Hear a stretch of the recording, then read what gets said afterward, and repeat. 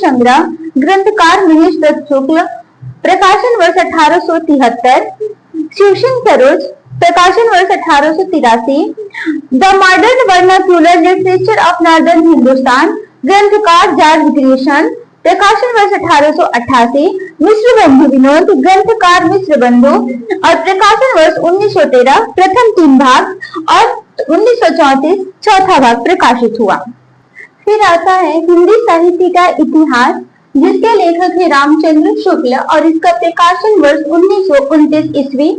हिंदी साहित्य का आलोचनात्मक इतिहास, ग्रंथकार डॉक्टर राम कुमार वर्मा और इसका प्रकाशन वर्ष है 1938 ईस्वी। हिंदी साहित्य की भूमिका, प्रकाशन वर्ष 1940 ईस्वी। हिंदी साहित्य उद्भव और विकास और इसका प्रकाशन वर्ष 1952 ईस्वी। हिंदी साहित्य का आदिकाल, प्रकाशन वर्ष 1952 ईस्वी। ये जो तीनों ग्रंथ हैं, इस तीनों ग्रंथ के रचनाकार हैं हजारी प्रसाद द्विवेदी, यानी ये हजारी प्रसाद की तीनों पुस्तकें हैं और इनका प्रकाशन वर्ष क्रम से याद रखेंगे।